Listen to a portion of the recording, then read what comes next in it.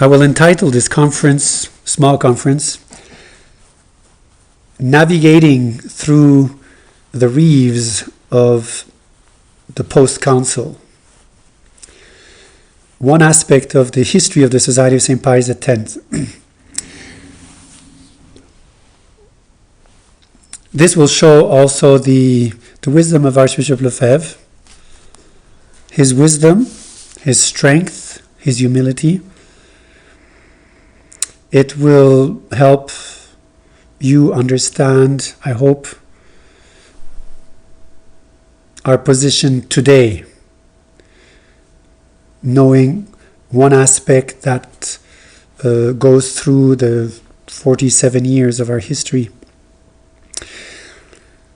The general principle is this: Archbishop Lefebvre took a position of fidelity to tradition, a position of opposition to the liberalism that entered the church,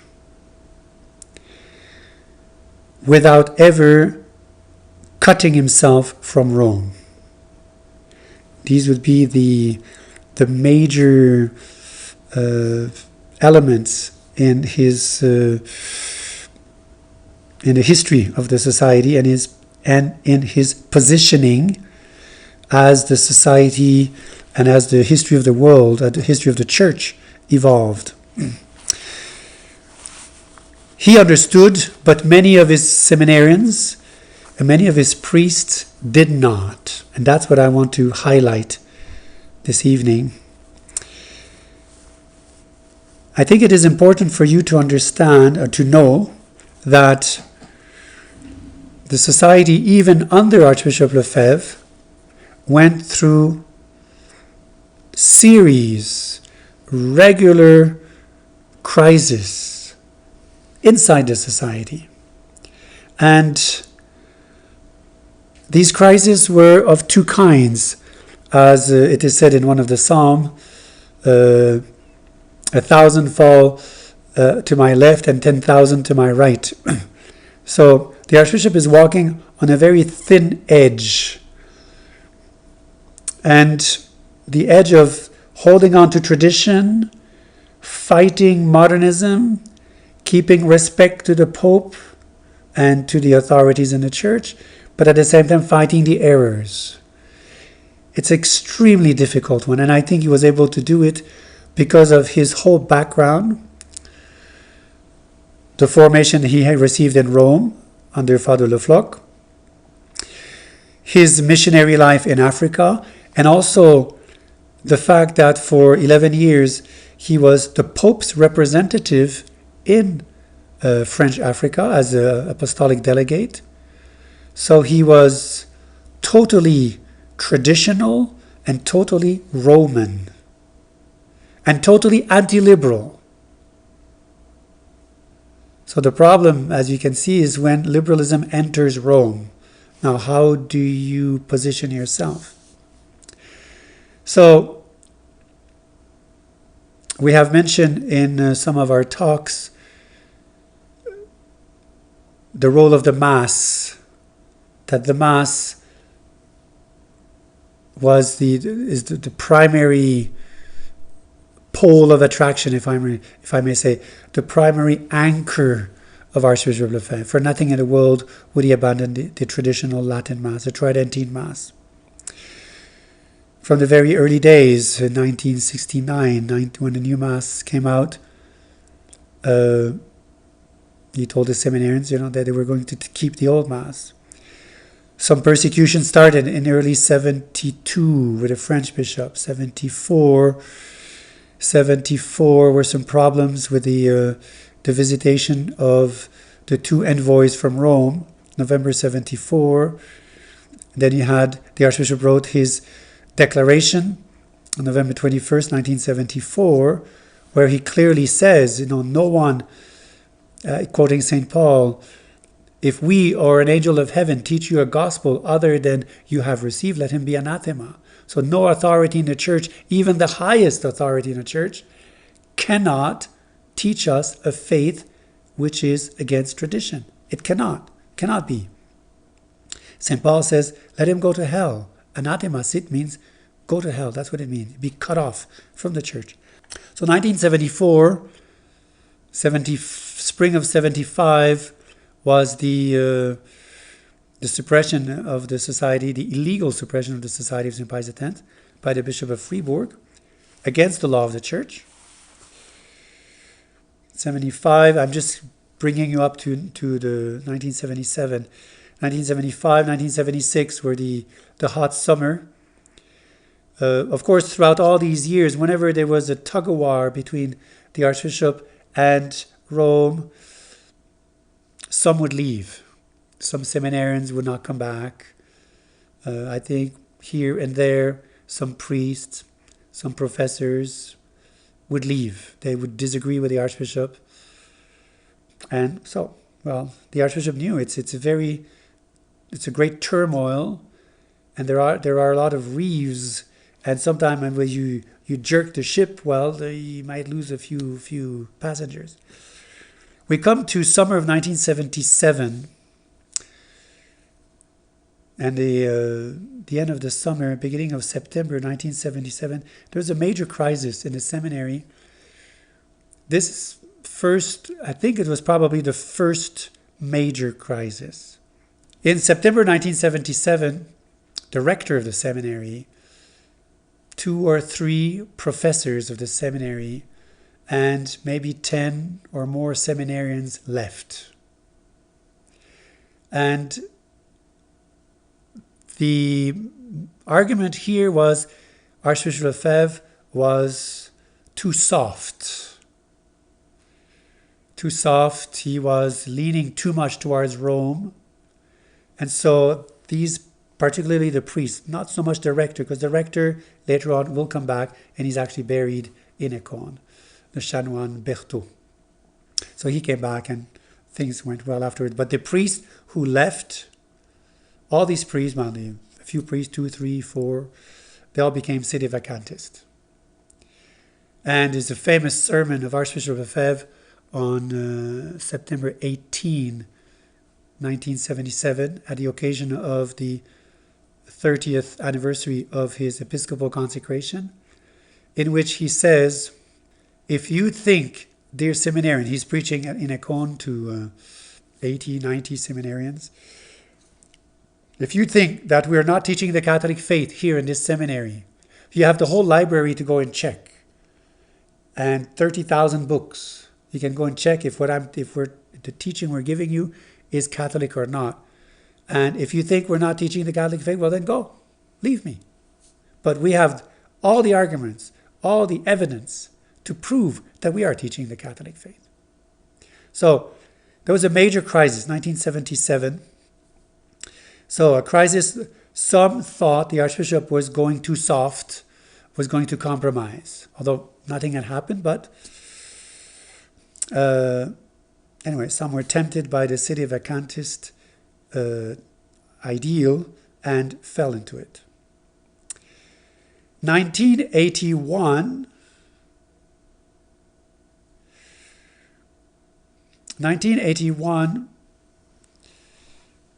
there was the Italian crisis, and I think it's also in 81 that there was the South American crisis. And actually both were opposite.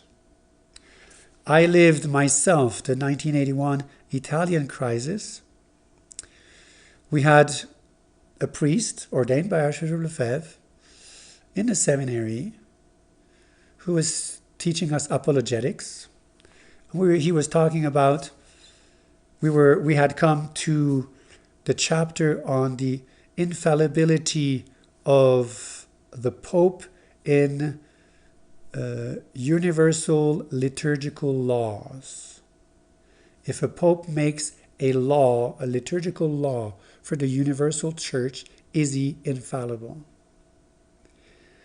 And this priest took it without enough distinctions, and he said yes. So if you say yes without any clauses, well, that means that the new Mass is okay. So how do you justify then opposition to the new Mass? Well, he said the new Mass is bad not in itself, but because of circumstances. Because the world is becoming so liberal, they're abusing the Mass, they are changing the Mass, but in itself, the new Mass is fine because the Pope cannot go wrong in universal liturgical laws. And the Father here, Father Cantoni, was wrong because, and he said to us, I have it in my notes, even the seminary notes, which I still have. He says, if the new Mass had been said in the Middle Ages by St. Thomas Aquinas, it would have been fine, because then everything was Catholic. And the problem is, no, the new Mass is wrong in itself.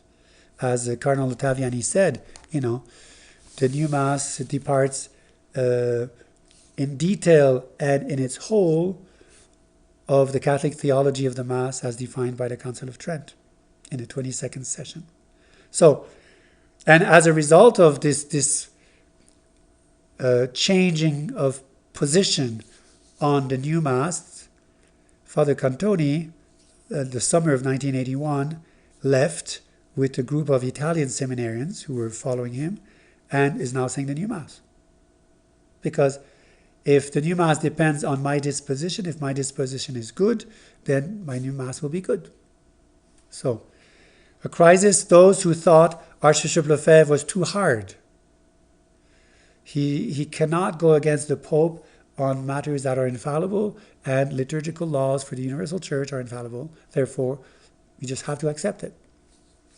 In Argentina, at the same time, it's either 80 or 81, I forget the exact year, but we also lost the rector of a seminary and a few seminarians, about 15, who thought Archbishop Lefebvre was too soft.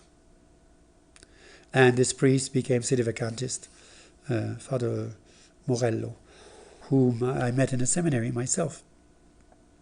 So, the Archbishop always kept the line, kept the line of neither heretic, neither falling into heresy or liberalism, neither schismatic, neither leaving the church.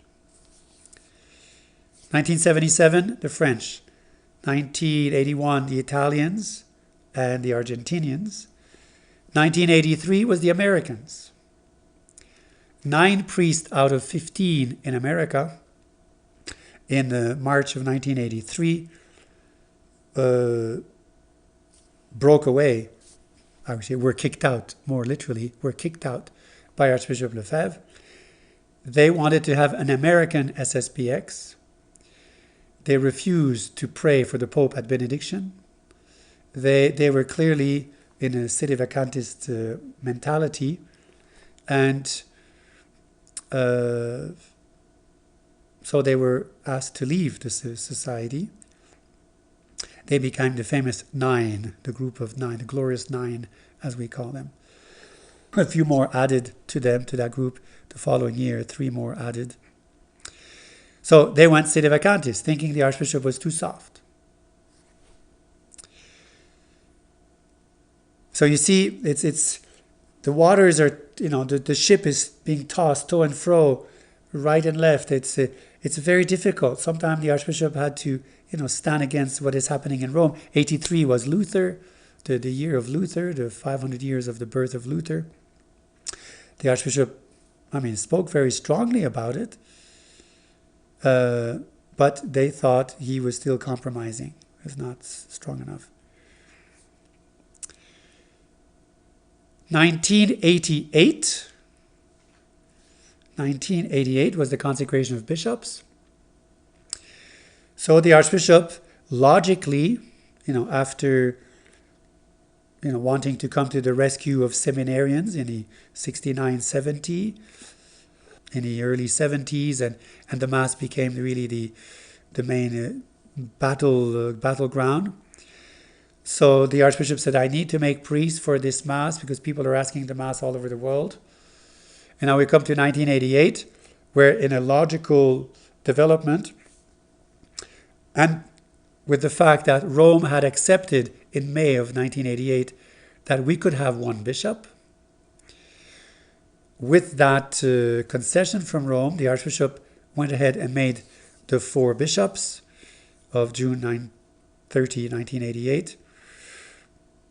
And so a group left that considered the Archbishop being truly excommunicated and having fallen into schism, truly.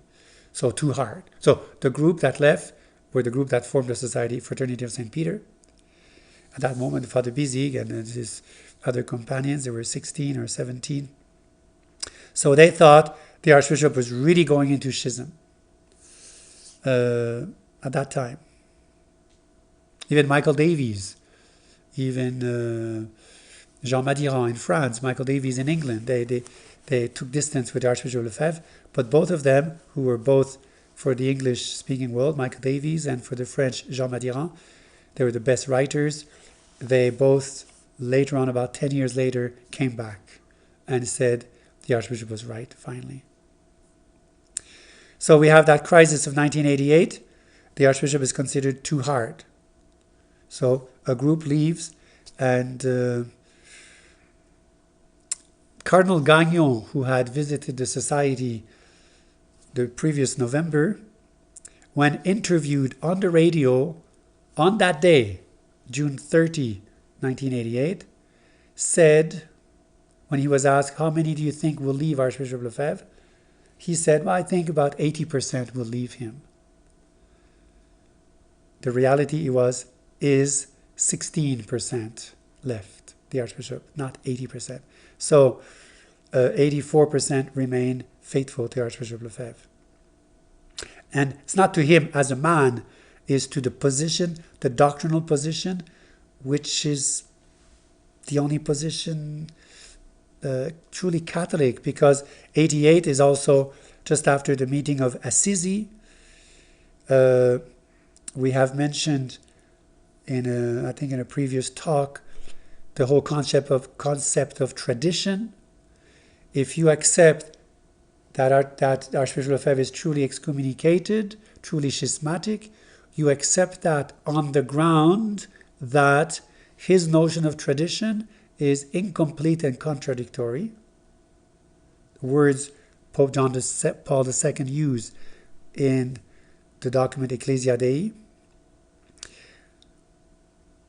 That Archbishop Lefebvre has a rigid sclerosis notion of tradition, which does not evolve as the modernist notion of tradition does. For modernism, everything has to evolve. And John Paul II was saying that's the reason why he made the bishops. He does not want to change while he cannot be part of the church. We come to 2002, 2003, thereabout. The group of Campos split from the society. They were not part of the society, but they were working closely with us. They split also for, obviously, Rome was enticing them to come back, promised a lot of things to them, and on condition that they break with Archbishop Lefebvre. And they did. So as if we were truly excommunicated and schismatic. 2004 was the foundation of the Good Shepherd Institute. IBP is their initials in French. Institut du Bon Pasteur. Some priest who, again, actually thought, at that time it was not Archbishop Lefebvre, it was Bishop Felay, but they thought the society as a whole was too hard. We should accept the advances that Cardinal Castrillon Hoyos was giving us, was putting forward at that time. It was quite tempting, and so these priests, not many, I forget how, I think we were 6 or 8 priests, but some senior ones, Father Olagnier, who had been one of the original members, Father Philippe Laguerre, who was also quite a well-known priest, they left thinking we should accept Rome's offer. There will never be one like this again. Well, they left thinking we were too stubborn. And I come to 2012. 2012 is the famous crisis, which is called the crisis of the resistance, fearing that the society was getting too close to Rome, and therefore they should jump the ship before we hit the iceberg, the shipwreck. And a number of them, at least the faithful, some of the priests, yes, but a number of the faithful have become sedevacantist. It is, the situation of the church is very difficult, and that is why it's so important to have the right principles and to be led by these principles and not by emotions, not by our feelings and our fears.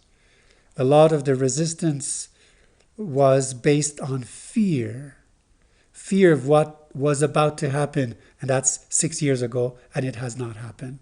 And they were saying it was imminent. It was going to happen. It did not happen. And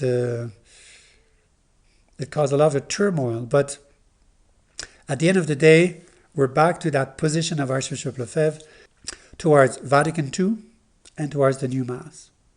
And as recent as December 2017, Rome sent a letter to Bishop Follet asking him these two things: accept Vatican II and the new Mass and the new profession of faith of 1989 of Cardinal Ratzinger, and you'll be recognized. We're back to square one. And as we have seen in a conference on Vatican II, there's no way we can accept, certain texts of Vatican II which are totally at odds with Catholic teaching. And we cannot accept the new Mass. As you heard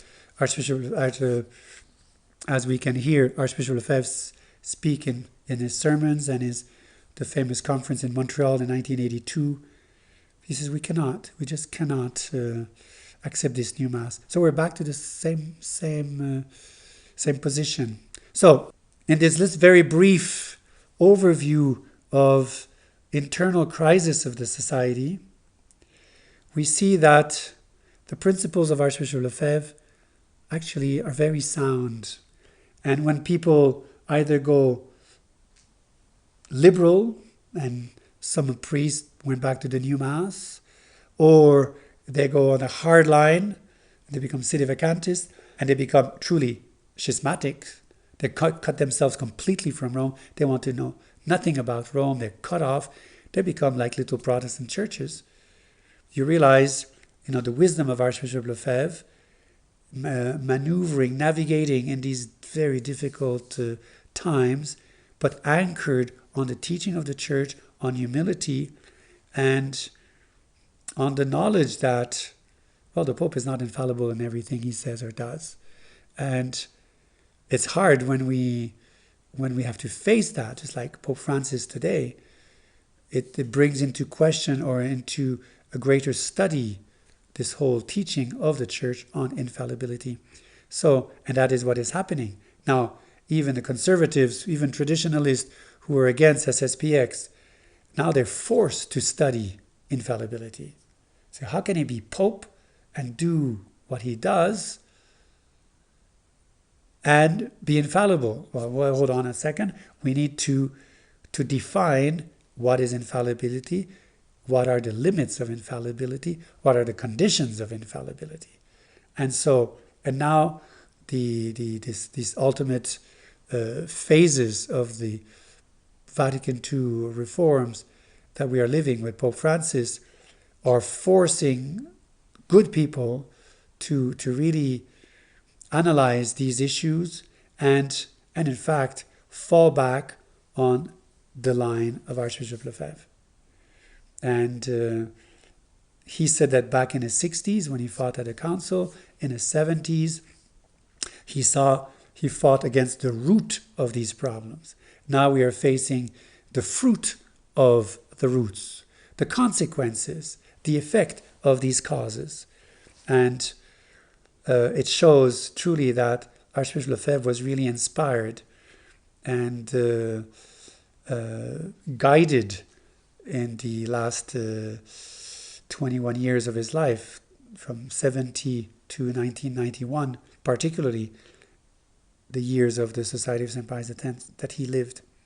So I hope this will help you to not to be scared when you hear all kinds of rumors going on. The society is going to break with Rome, or the society is going to give in and join Vatican II, whatever. We've been hearing this since the beginning of the society. People are afraid. Whenever they see something, we talk to Rome, or we make a statement against something bad coming from Rome. We're continuing. Neither schismatic nor heretic. And we stay anchored on tradition, anchored on the faith in Peter, as Archbishop Lefebvre often says. We have the faith in Peter, indeed. But the Pope as successor of Peter, not the successor of Luther or Lamennais or Bughini or whatever. So, and we just continue.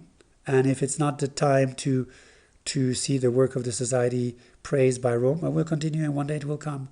When the Immaculate Heart of Mary will triumph, we will see the Vatican authorities, the Pope himself, praising the work of Archbishop Lefebvre and the wise position it took maneuvering in these very difficult waters of Vatican II. Thank you very much.